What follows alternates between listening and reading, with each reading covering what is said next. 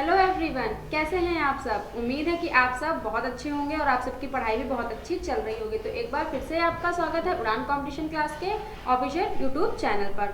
तो आज मैं आपके लिए लेकर आई हूँ रीजनिंग के कुछ बहुत ही ज़्यादा इंपॉर्टेंट क्वेश्चंस जो आपके लिए आगामी परीक्षाओं में काफ़ी ज़्यादा आपको देखने को मिलेंगे। और ये सब तो आप जानते ही हैं कि आने वाले समय में काफ़ी ज़्यादा वैकेंसीज आ रही हैं और काफ़ी ज़्यादा एग्जाम्स भी लगे हुए हैं।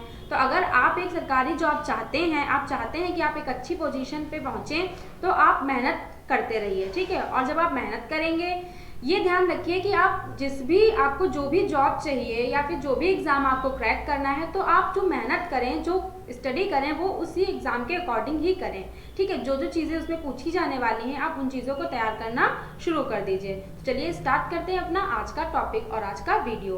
और अगर आपको हमारा वीडियो पसंद आ रहा है तो वीडियो को लाइक करना बिल्कुल भी ना भूलें। चलिए देखते हैं हमारा आज का पहला क्वेश्चन।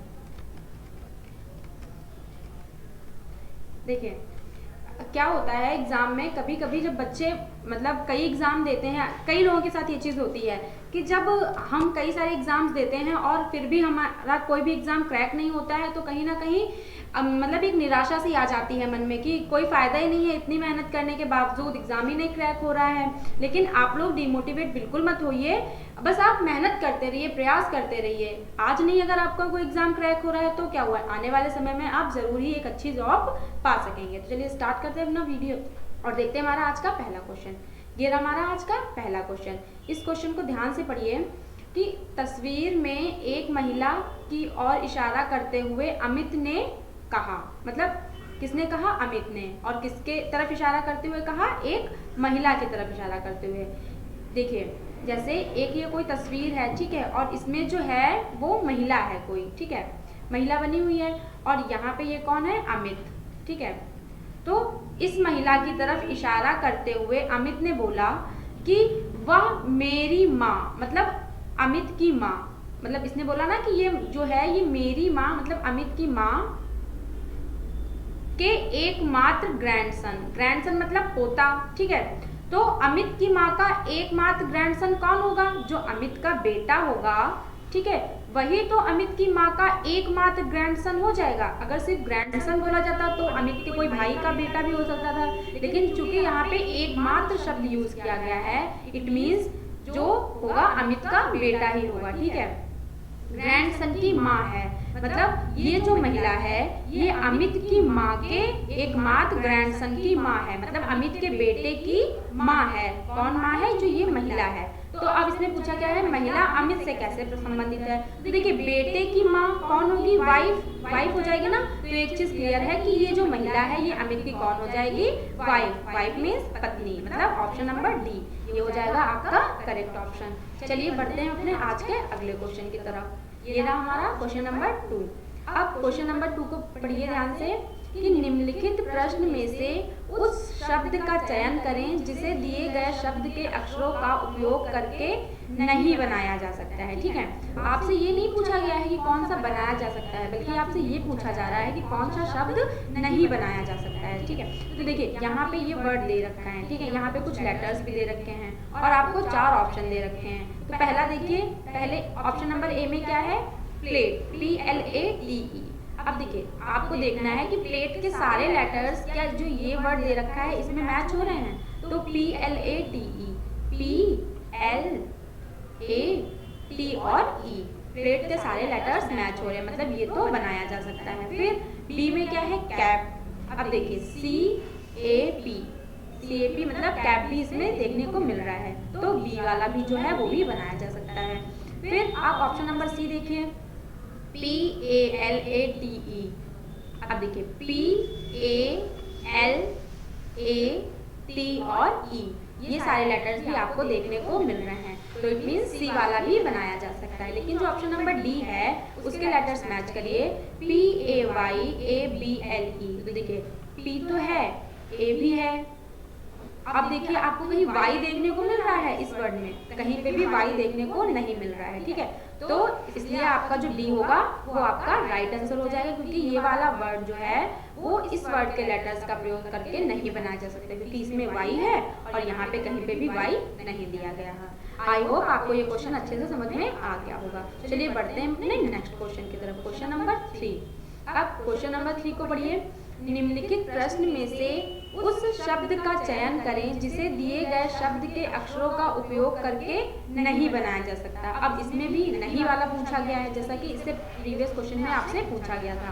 तो देखिए यहाँ पे ये वर्ड दिया है और इसके लेटर्स आपको ध्यान से देखने हैं। पहला क्या है, सी, पहला ए ऑप्शन में क्या है, CARBON। तो देखिए सी भी देखने को मिल रहा है, AB, R भी देखने को मिल रहा है, B और BO भी देखने को मिल रहा है और N भी, ठीक है। तो मतलब ए वाला तो बनाया जा सकता है। फिर बी वाला देखिए बॉर्न, तो देखिए बी भी देखने को मिल रहा है, O भी देखने को मिल रहा है, R भी देखने को मिल रहा है और N भी देखने को मिल रहा है, ठीक है। तो बी वाला भी बनाया जा सकता है। फिर आप सी वाला मैच करिए कि EARN, अब देखिए ई भी देखने को मिल रहा है, EAR और N, ये सारे लेटर्स भी आपको देखने को मिल रहे हैं। तो मतलब सी वाला भी आपका बनाया जा सकता है। लेकिन आपसे पूछा गया है कौन सा नहीं बनाया जा सकता है। तो अब लास्ट बचा ना डी वाला, तो डी में क्या लिखा है, बॉस, BOSE।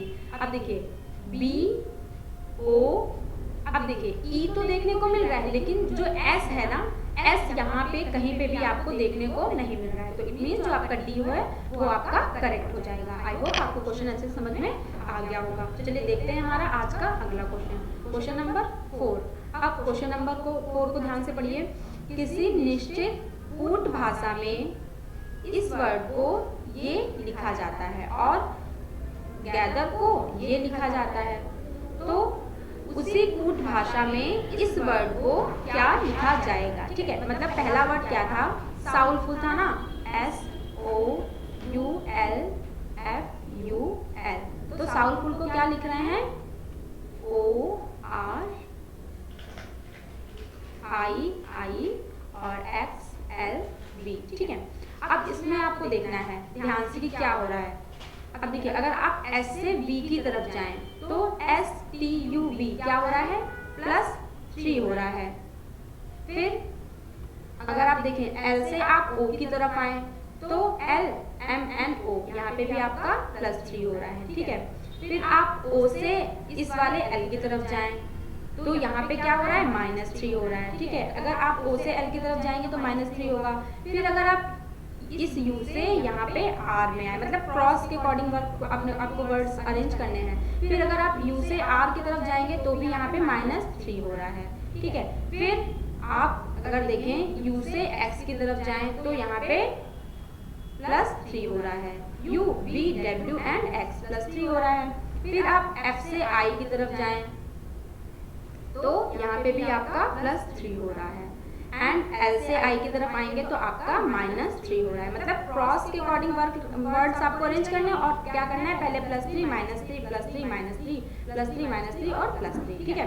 इसी अकॉर्डिंग अब आपको पहले वाला जो वर्ड्स जो कोड दिया था उसमें तो आपने निकाल लिया कि क्या हो रहा है। अब आपको देखना है कि जो सेकेंड वाला है, सेकेंड वाले को भी आपको ध्यान से देखना है कि उसमें भी +3 -3 हो रहा है। जैसे ये गैदर लिखा था तो GATHER गैदर लिखा है, गैदर को ये कोड दिया गया है, मतलब OHEWX और J, ठीक है। अब देखिए आप G से J की तरफ जाएं तो +3, ठीक है। अब R से O की तरफ जाएं तो -3, ठीक है। फिर A से X की तरफ जाएं तो -3, फिर E से H की तरफ आए तो +3, ठीक है। फिर T से W की तरफ जाएं तो +3 और H से E की तरफ जाएं तो -3। मतलब यहाँ पे भी आपका क्या हो रहा है, पहले -3 फिर +3 फिर -3 फिर +3, ठीक है। तो आपको ये चीज़ क्लियर हो गई कि यहाँ पे क्या हो रहा है कि पहले में -3 +3 करके और क्रॉस के अकॉर्डिंग आपको वर्ड लगाने हैं। तो आपसे पूछा कौन सा गया है, अब आपसे पूछा गया है ये वाला वर्ड TIDAL। तो देखिए TIDA और L, देखिए T को बिल्कुल लास्ट में लाना है ना, और अब होगा क्या, T में +3 करेंगे तो आपका क्या आएगा, W आ जाएगा, ठीक है। +3 किया आपका W आ गया। फिर L में भी आप +3 करिए तो L, M, N और O, तो यहाँ पे भी आपका +3। अब क्या होगा, I में +3 हो गया ना, -3 करना पड़ेगा। तो I में अगर आप -3 करेंगे तो आपका क्या हो जाएगा, F, ठीक है। फिर A में अगर आप +3 ए में आप -3 करेंगे क्योंकि +3 तो यहाँ पे हो चुका है, तो ए में आप -3 करेंगे तो आपका क्या हो जाएगा, आपका हो जाएगा ए में अगर आप -3 करेंगे तो आपका हो जाएगा, देखिए यहाँ पे -3 तो आप 3 में कर चुके थे, ठीक है, क्योंकि अगर आप एल में -3 करेंगे, एल में अगर आप +3 करेंगे तो आपका क्या आ जाएगा ओ, ठीक है। फिर ए में आप अगर -3 करेंगे तो आपका क्या हो जाएगा एक्स, ठीक है।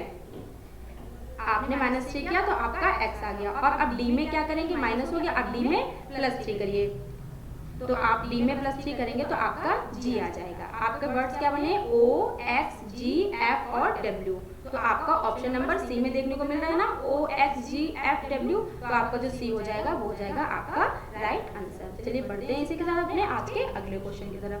Question number 5। देखिए अगर आपको क्वेश्चन ऐसे समझ में आ रहे हैं तो आप कमेंट बॉक्स में आंसर जरूर करिए, और अगर अभी तक आपने हमारे चैनल को सब्सक्राइब नहीं किया है तो फटाफट से हमारे चैनल को सब्सक्राइब करिए, क्योंकि हमारे चैनल पर आपके लिए सिर्फ और सिर्फ रीजनिंग नहीं, उसके अलावा कई भी इंपॉर्टेंट वीडियोस अवेलेबल कराए जाते हैं जो आपकी हर एक परीक्षा की तैयारी के लिए काफी ज्यादा इंपॉर्टेंट साबित होंगे, ठीक है। तो क्वेश्चन नंबर 5 देखिए, किसी निश्चित कूट भाषा में प्लेट को, ये जो नंबर्स दिए गए ना इस नंबर में कोड किया जाता है, एंड जो ये नेक्स्ट वर्ड लिखा है इसको इस नंबर में, तो आपको पूछा क्या गया है, इस वर्ड को आपको पूछा गया है किस प्रकार लिखा जाएगा, ठीक है।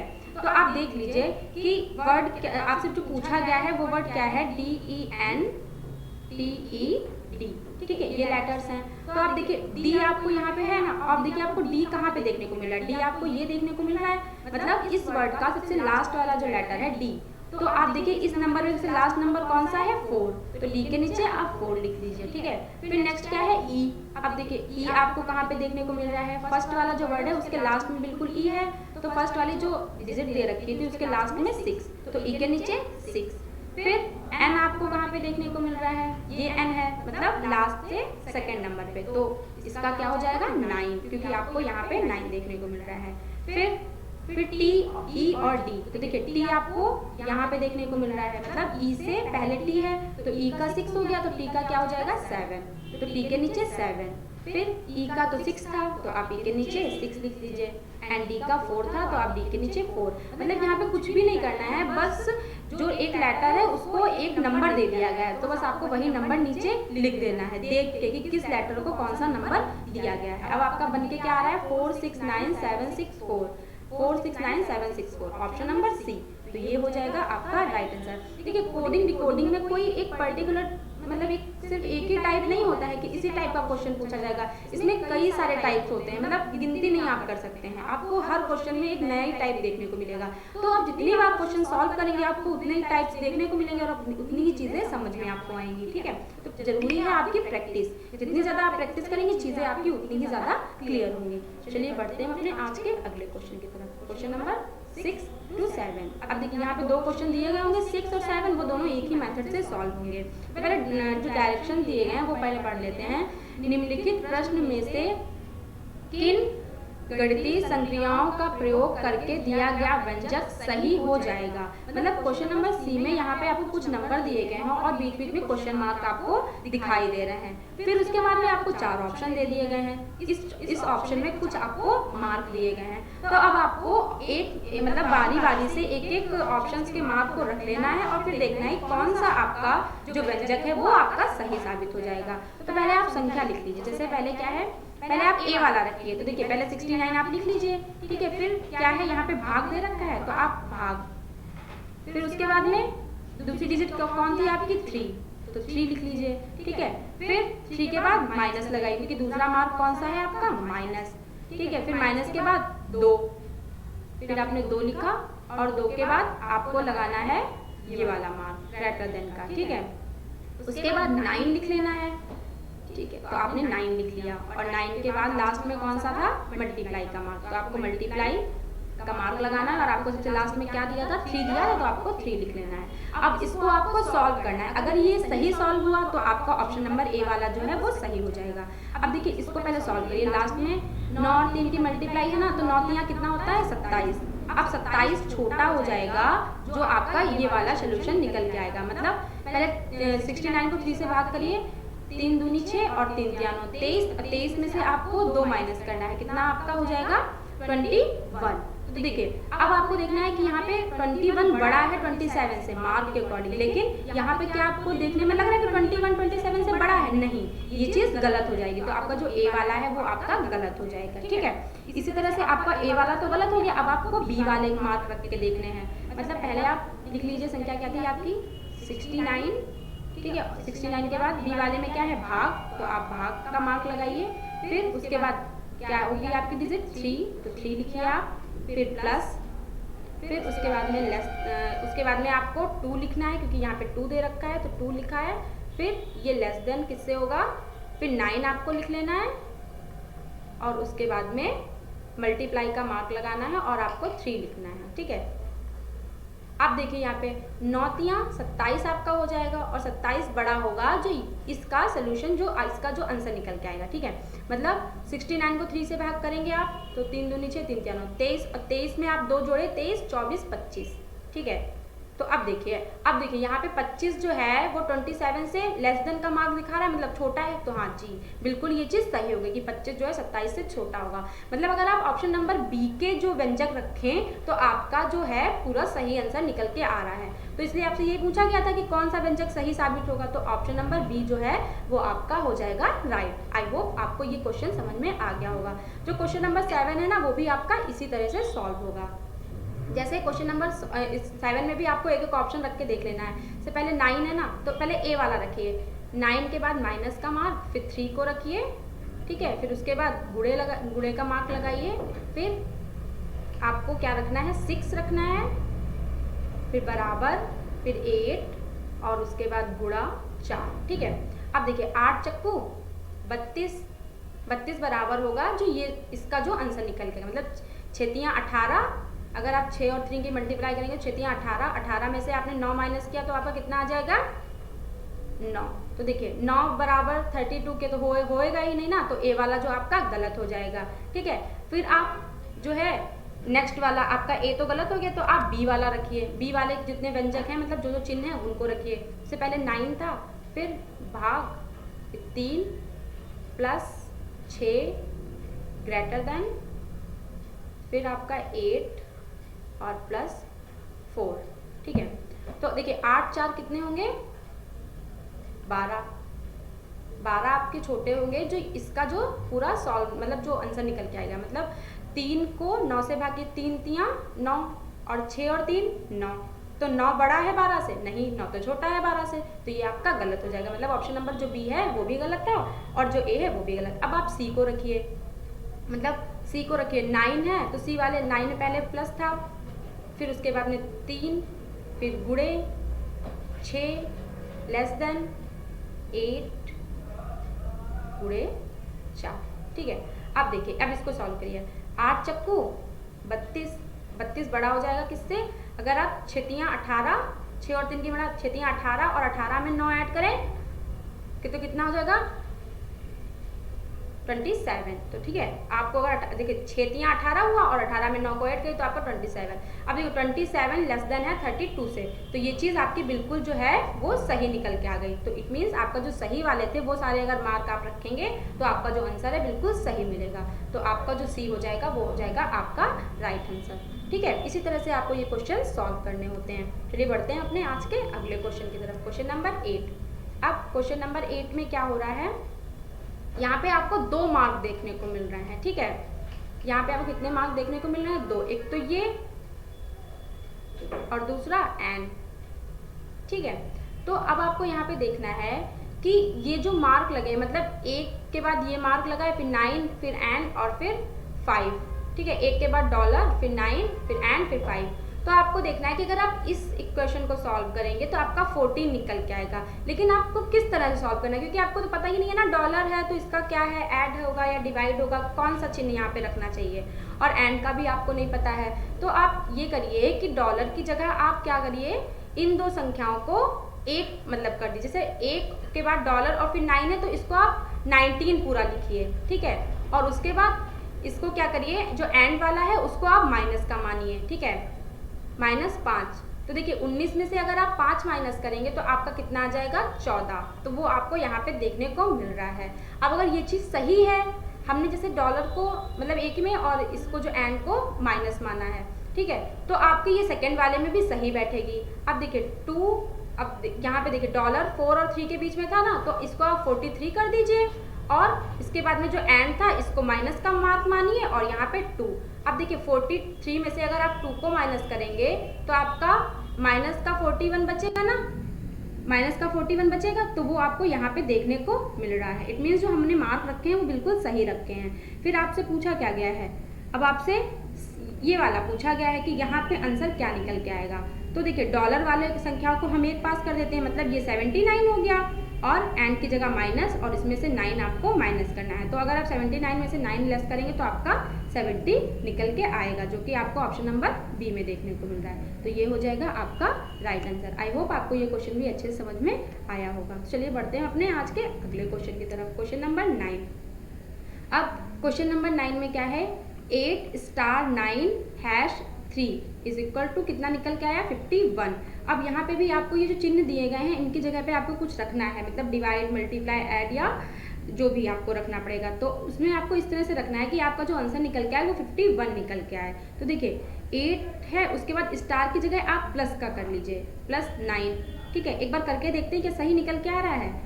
फिर उसके बाद में हैश की जगह आप मल्टीप्लाई कर लीजिए और 3 = 51।